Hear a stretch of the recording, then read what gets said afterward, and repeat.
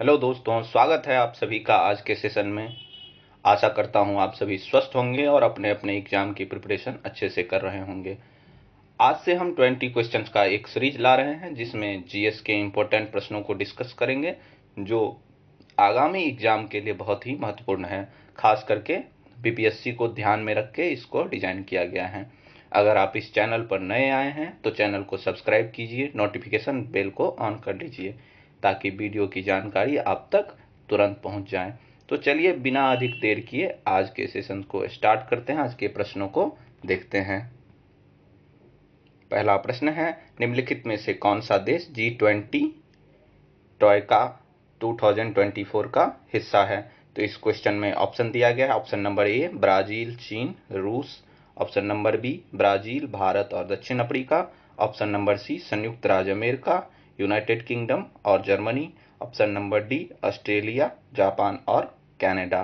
तो इस क्वेश्चन का राइट आंसर होगा option number B Brazil, Bharat और दक्षिण अफ्रीका। ट्रोइका की बात करें तो ट्रोइका में वे देश शामिल होते हैं जिन देश में G20 आयोजित हो रहा है, उससे पहले का देश और उसके बाद का देश। तो अभी 2024 का जो G20 समिट है ये ब्राजील में आयोजित हो रहा है। तो इससे पहले 2023 में भारत में आयोजित हुआ था और उसके बाद दक्षिण अफ्रीका में होगा। इसीलिए इस क्वेश्चन का राइट आंसर होगा ऑप्शन नंबर बी। 2023 में भारत में, 2024 में ब्राजील में और 2025 में G20 का आयोजन जो है वो दक्षिण अफ्रीका में होने वाला है। देख सकते हैं आप इन देशों में G20 अभी आयोजित हुआ है। भारत से पहले इंडोनेशिया में हुआ था। इंडोनेशिया ने भारत को ट्रांसफर किया पावर और फिर उसके बाद भारत ने फिर ब्राजील को और फिर उसके बाद 2025 में साउथ अफ्रीका में होगा। इस फैक्ट को याद रखिएगा। ट्राइको में जो देश शामिल हैं इनमें है भारत, ब्राजील और दक्षिण अफ्रीका। तो चलिए नेक्स्ट क्वेश्चन पे चलते हैं, देखते हैं अगले प्रश्न को। अगला प्रश्न जो है वो बिहार स्पेशल से संबंधित है। बिहार के तो चलिए क्वेश्चन को देखते हैं। बिहार के प्रसिद्ध कारीगर कौन थे जो 52 बूटी साड़ी बनाने के लिए जाने जाते थे?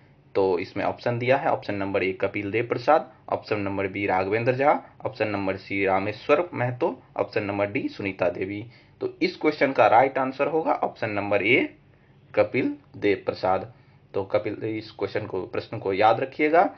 इनको 2023 में पद्मश्री अवार्ड से भी राष्ट्रपति के द्वारा सम्मानित किया गया। ये बिहार शरीफ के रहने वाले हैं जो कि नालंदा जिला में पड़ता है। तो इस फैक्ट को याद रखिएगा और इसका हम आपको पिक्चर दिखाते हैं थोड़ा। ये 52 बूटी साड़ी कैसा लगता है तो देखिए यही है 52 बूटी साड़ी। इसमें 52 बूटी हमको लगता है शायद इसके अंदर 52 डॉट्स होते होंगे इसी कारण से। और ये हैं कपिल देव प्रसाद जी जिनको राष्ट्रपति द्रौपदी मुर्मू के द्वारा पद्मश्री अवार्ड से 2023 में सम्मानित किया गया। तो चलिए देखते हैं नेक्स्ट प्रश्न को। अगला प्रश्न है, निम्नलिखित में से कौन सा देश बिम्स्टेक का सदस्य नहीं है? तो इसमें ऑप्शन दिया गया है।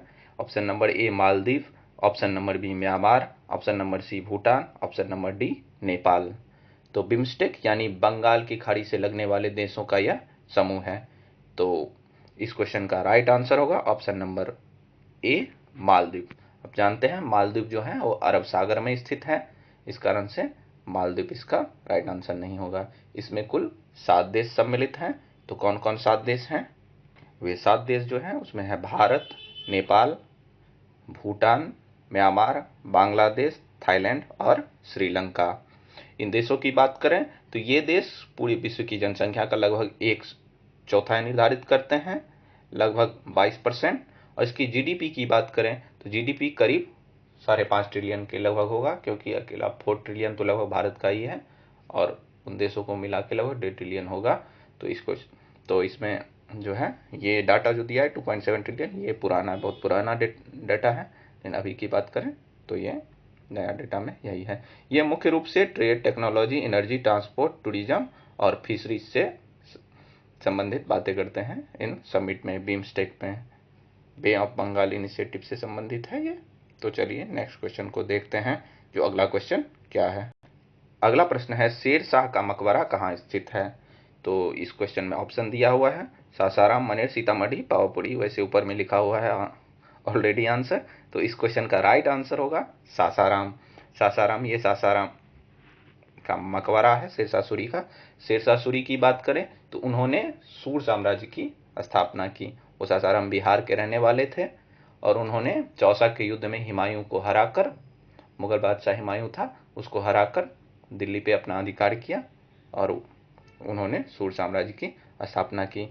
इनकी बात करें तो इन्होंने ही ग्रैंड ट्रंक रोड यानी जीटी रोड का निर्माण करवाया था।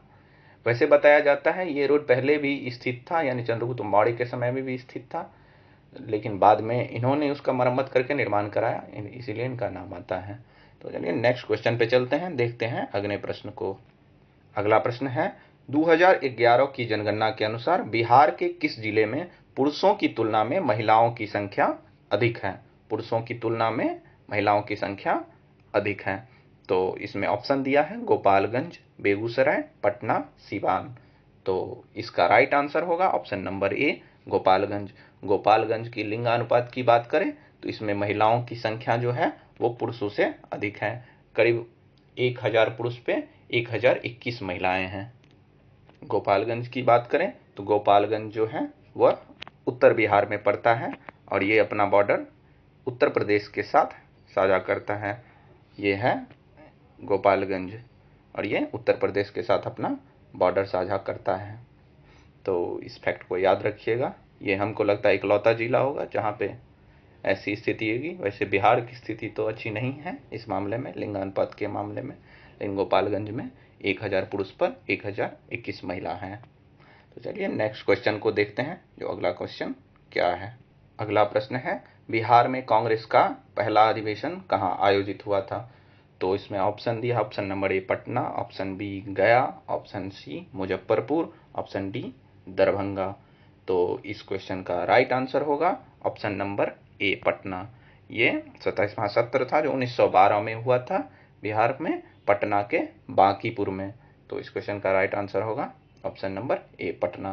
तो याद रखिएगा इस फैक्ट को, ये बिहार में पहला कांग्रेस का अधिवेशन था, इसीलिए ये काफी महत्वपूर्ण बन जाता है।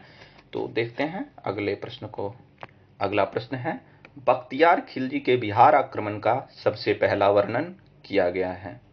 तो ऑप्शन दिया है तारीख हिंद, तवाकत नासिरी, ताज उल मासीर, तारीख मुबारक शाही। तो इस क्वेश्चन का राइट आंसर होगा ऑप्शन नंबर बी, तवाकत नासिरी। ये मिनहाज उज सिराज द्वारा लिखा गया पुस्तक है। खिलजी, बख्तियार खिलजी की बात करें तो इसी के सेनापति या कोई जनरल ने, मीर बाकी ने नालंदा विश्वविद्यालय को नष्ट किया था, जिसका वर्णन तवाकत नासिरी में पहली बार किया गया था, जिसको मिनहाज उल सिराज ने लिखा था। इस फैक्ट को याद रखिएगा। ये देखिए यही है ये पुस्तक तवाकत नासिरी, जिसको मिनहाज उल सिराज ने लिखा था। यह नालंदा विश्वविद्यालय जिसको उसने बख्तियार खिलजी ने तुड़वाया था। तो चलिए नेक्स्ट प्रश्न पे चलते हैं। अगला प्रश्न है कौटिल्य का अर्थशास्त्र कितने अधिकरणों में विभाजित है? तो कौटिल्य के अर्थशास्त्र की बात हो रही है, तो इसमें ऑप्शन दिया है, option number A 11, option B 12, option C 14, option D 15। तो इस क्वेश्चन का राइट आंसर होगा ऑप्शन नंबर डी 15। तो कौटिल्य का अर्थशास्त्र जो है 15 भागों में विभाजित है। इसको संस्कृत भाषा में लिखा गया था, जिसे चाणक्य, कौटिल्य यानी चाणक्य ने लिखा था। ये राजनीति और अर्थशास्त्र से संबंधित है। और चाणक्य की बात करें तो ये मौर्य साम्राज्य के, चंद्रगुप्त मौर्य के गुरु, सलाहकार और प्रधानमंत्री रह चुके थे। अर्थशास्त्र की बात करें तो ये काफी महत्वपूर्ण पुस्तक है, इससे कई सारे प्रश्न पूछे जाते हैं, तो इस फैक्ट को याद रखिएगा। नेक्स्ट क्वेश्चन पे चलते हैं। अगला प्रश्न फिजिक्स से संबंधित है। बॉल बेयरिंग का उपयोग स्थैतिक घर्षण को किसमें परिवर्तित करने के लिए किया जाता है? तो इसमें ऑप्शन दिया है ड्रैग, स्लाइडिंग, रोलिंग, उपयुक्त में से कोई नहीं। तो इस क्वेश्चन का राइट आंसर होगा रोलिंग। आप बॉल बेयरिंग को देखे भी होंगे, साइकिल में, बाइक में देखे होंगे। बेयरिंग यानी छोटा छोटा होता है कि हम आपको इसका एक पिक्चर दिखाते हैं। ये है बॉल बेयरिंग, ये भी रिंग है और इसके अंदर में ये छोटा छोटा जो देख रहे हैं ये है इसका रोलिंग एंड यानी बॉल बेयरिंग रोलर। और ये अक्सर साइकिल में, बाइक में आप देखे भी होंगे। तो ये स्थैतिककरण के सिद्धांत पे काम करता है। तो चलिए देखते हैं अगले प्रश्न को। अगला प्रश्न क्या है? अगला प्रश्न है, किसी चालक के साथ तापमान परिवर्तन के कारण उसके साथ विभवांतर होता है, इस घटना को इस प्रकार जाना जाता है। तो इसमें ऑप्शन दिया है जूल प्रभाव, सीबेक प्रभाव, पेल्टियर प्रभाव, थॉमसन प्रभाव। तो इस क्वेश्चन का राइट आंसर होगा ऑप्शन नंबर डी, थॉमसन प्रभाव। थॉमसन प्रभाव में ही हम तापमान परिवर्तन के कारण उसके विभवांतर जो होता है उसके चालक के साथ उसको जानते हैं। तो इस क्वेश्चन का राइट आंसर था ऑप्शन नंबर डी, थॉमसन। यह चित्र जो है ये थॉमसन इफेक्ट से ही संबंधित है, इसको आप देख सकते हैं। तो चलिए देखते हैं अगले प्रश्न को। अगला प्रश्न है, निम्नलिखित में से कौन सा द्रवीकृत पेट्रोलियम गैस का प्रमुख घटक है? तो इसमें द्रवीकृत पेट्रोलियम गैस की बात करें तो ये एलपीजी को बोला जाता है, लिक्विफाइड पेट्रोलियम गैस, जिसका उपयोग हम लोग अक्सर खाना बनाने में करते हैं। तो इसका ऑप्शन दिया हुआ है, option number A methane, option number B ethane, option C propane, option D butane. तो इस क्वेश्चन का राइट आंसर होगा option number D, butane. Butane ही वो गैस है जिसका उपयोग हम एलपीजी गैस के रूप में करते हैं खाना बनाने के लिए। तो नेक्स्ट क्वेश्चन पे चलते हैं, देखते हैं अगले प्रश्न को। अगला प्रश्न काफी महत्वपूर्ण है, जो काफी सारे एग्जाम में पूछे जा चुके हैं। 1857 के विद्रोह को प्रथम भारतीय स्वतंत्रता संग्राम के रूप में वर्णित किया गया था, यानी किन्होंने किया था? तो इसमें ऑप्शन दिया हुआ है, option number A V D Savarkar यानी Veer Vinayak Damodar Savarkar, option number B Bal Gangadhar Tilak, R C Majumdar, और डी है दादा भाई नौरोजी। तो इस क्वेश्चन का राइट आंसर की बात करें तो इस क्वेश्चन का राइट आंसर है ऑप्शन नंबर ए, विनायक दामोदर सावरकर यानी वी डी सावरकर। इन्होंने ही भारत का प्रथम भारतीय स्वतंत्रता संग्राम नाम का पुस्तक लिखा था, जिसमें 1857 की क्रांति को प्रथम भारतीय स्वतंत्रता संग्राम का नाम दिया था। प्रश्न को याद रखिएगा, काफी महत्वपूर्ण प्रश्न है, कई सारे एग्जाम्स में ऑलरेडी आ चुके हैं। तो चलते हैं अगले प्रश्न पे। अगला प्रश्न है, फॉरवर्ड ब्लॉक की स्थापना किनके द्वारा की गई थी? तो इस क्वेश्चन में ऑप्शन दिया हुआ है सरदार सिंह राणा, सुभाष चंद्र बोस, जयप्रकाश नारायण, लक्ष्मी सहगल। तो इस क्वेश्चन का राइट आंसर होगा option number B, Subhash Chandra Bose. Subhash Chandra Bose ने ऑल इंडिया फॉरवर्ड ब्लॉक की स्थापना की थी 1939 में। त्रिपुरी कांग्रेस अधिवेशन के बाद, त्रिपुरी कांग्रेस अधिवेशन में उन्होंने रिजाइन दे दिया था कांग्रेस से, उसके बाद उन्होंने ऑल इंडिया फॉरवर्ड ब्लॉक की स्थापना की। और इसका लोगो हम आपको दिखाते हैं, ये जो है उसका लोगो है ऑल इंडिया फॉरवर्ड ब्लॉक की। चलिए नेक्स्ट क्वेश्चन पे चलते हैं, अगले प्रश्न को देखते हैं। अगला प्रश्न है, चौरी चौरा किस राज्य में हुआ था? यहाँ फरवरी 1922 में एक पुलिस स्टेशन को आग लगा दी गई थी चौरी चौरा में। तो इसमें ऑप्शन दिया है मध्य प्रदेश, बिहार, उत्तर प्रदेश और राजस्थान। चौरी चौरा हत्याकांड, चौरी चौरा घटना, हत्याकांड सॉरी नहीं है, चौरी चौरा कांड जो है, जो एक हिंसक कांड है जो 1922 में हुआ था, ये हुआ था उत्तर प्रदेश में, उत्तर प्रदेश में हुआ था। इसके बाद महात्मा गांधी ने असहयोग आंदोलन को वापस ले लिया था। असहयोग आंदोलन जो 1920 में स्टार्ट किया था, जिनका जो अहिंसक रूप से चल रहा था अभी तक, लेकिन कुछ क्रांतिकारियों ने पुलिस थाने में आग लगा दी और कई सारे पुलिसकर्मी मारे गए, जिस घटना से प्रभावित होकर आहत होकर गांधी जी ने 1922 में अपना असहयोग आंदोलन वापस ले लिया। तो प्रश्न को याद रखिएगा, चौरी चौरा कहाँ हुआ था? फरवरी 1922 में, उत्तर प्रदेश में। अगले प्रश्न पे चलते हैं। अगला प्रश्न है 15 नंबर, अंतिम मौर्य सम्राट कौन थे?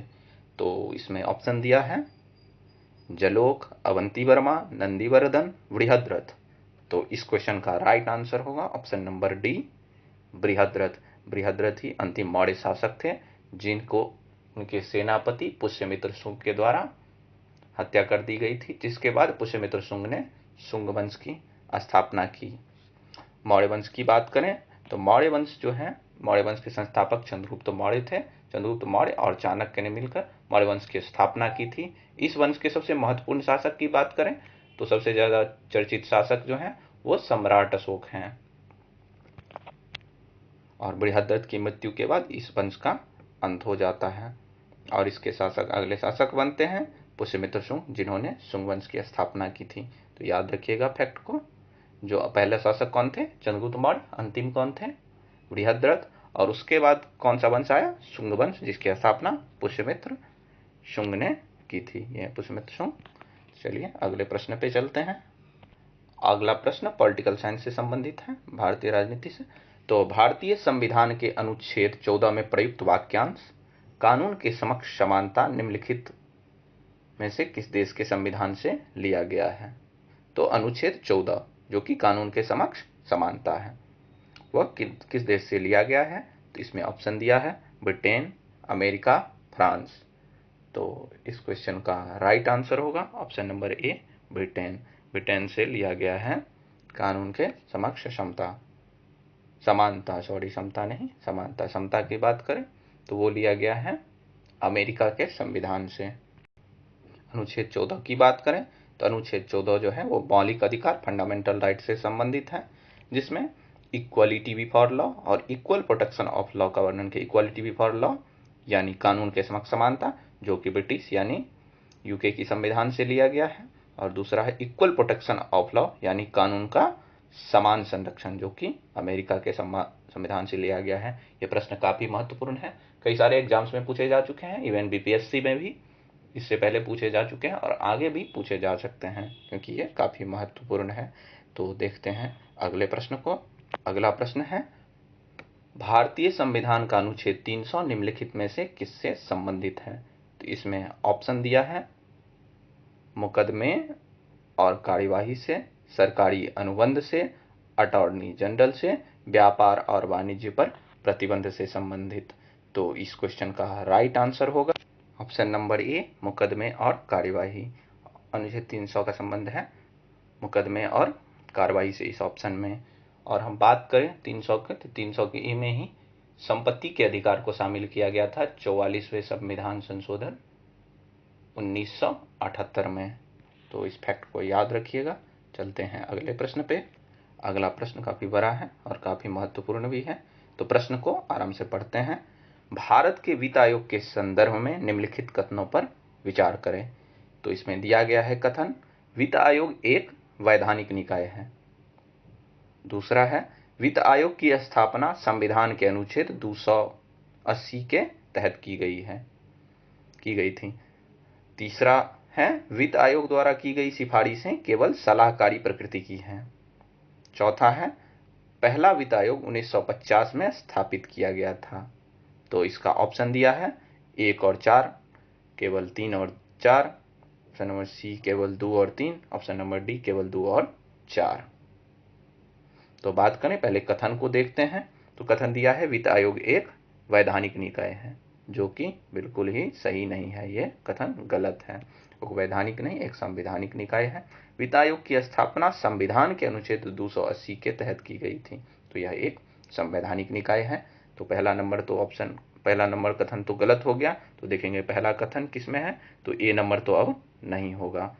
नेक्स्ट देखते हैं, वित्त आयोग की स्थापना संविधान के अनुच्छेद 280 के तहत की गई थी, तो यह बिल्कुल सही है। वित्त आयोग की स्थापना संविधान के अनुच्छेद 280 के तहत की गई थी।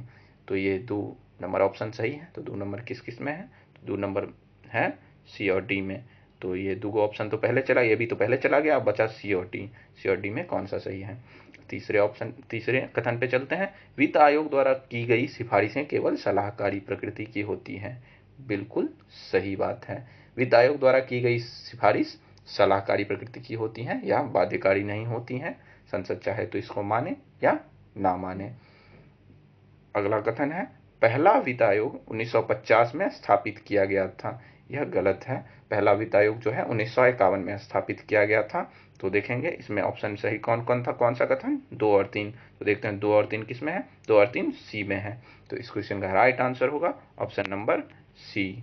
तो याद रखिएगा वित्त आयोग की स्थापना जो है वो 1951 में की गई थी, या 280 के तहत अनुच्छेद के तहत इसकी स्थापना की गई थी। यह एक संवैधानिक निकाय है और इसकी सिफारिशें केवल सलाहकारी प्रकृति की होती हैं। तो चलते हैं अगले प्रश्न पे। अगला प्रश्न है कटौती प्रस्ताव का उद्देश्य क्या है? कटौती प्रस्ताव ऑप्शन दिया है, सरकार की नीतियों पर अंकुश लगाना, सत्तारूढ़ दल के कामकाज को रोकना, बजट प्रस्तावों में व्यय कम करने के लिए प्रस्ताव लाना, सरकार के संपूर्ण वित्तीय लेन देन को अस्वीकार करना। तो ये ऑप्शन से ही आपको पता चल जाएगा, कटौती प्रस्ताव है तो यह किससे होगा? व्यय को कम करने से होगा। इस ऑप्शन इसका राइट आंसर होगा ऑप्शन नंबर सी, बजट प्रस्तावों में व्यय कम करने के लिए प्रस्ताव लाना है। तो कटौती प्रस्ताव ये कोई भी संसद सदस्य ला सकते हैं, लोकसभा में लाया जाता है और इसमें कोई भी सदस्य किसी व्यय को कम करने के लिए या समाप्त करने के लिए कह सकते हैं। तो प्रश्न को याद रखिएगा। अगले प्रश्न पे चलते हैं। अगला प्रश्न है 20 नंबर, लास्ट प्रश्न है, ट्रैक 1.5 कूटनीति क्या है? ट्रैक 1.5 कूटनीति ऑप्शन दिया है, सरकारी कूटनीति है, गैर सरकारी कूटनीति है, सरकारी कूटनीति और गैर सरकारी कूटनीति है, फिर है संयुक्त राष्ट्र की कूटनीति है। तो इसमें से कौन सा ऑप्शन सही होगा? तो इस क्वेश्चन का राइट आंसर है ऑप्शन नंबर सी, सरकारी कूटनीति और गैर सरकारी कूटनीति दोनों। इसकी बात करें ट्रैक 1.5 कूटनीति की, तो यह गैर सरकारी और सरकारी दोनों स्तर पे किया जाता है, विभिन्न अधिकारियों के द्वारा, सरकार के व्यक्तियों और यानी नेता जो होता है पॉलिटिकल लीडरशिप, और आर्मी के लीडरशिप जो होता है, दोनों साथ में बैठ के करते हैं। और ये किसी अन्य देश के साथ समझौते से संबंधित जो है प्रावधान, किसी प्रकार का संधि समझौता जो होता है उसके बारे में चर्चा की जाती है और उससे बात की जाती है। तो याद रखिएगा।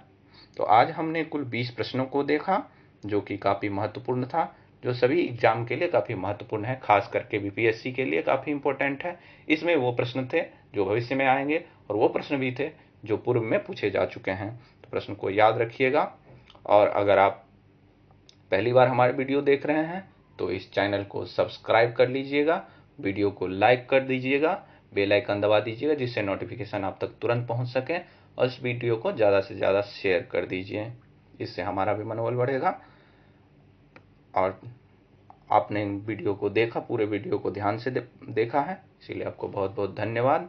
आपका दिन शुभ हो। चलिए तो आज के सेशन को हम यहीं समाप्त करते हैं। Thank you very much.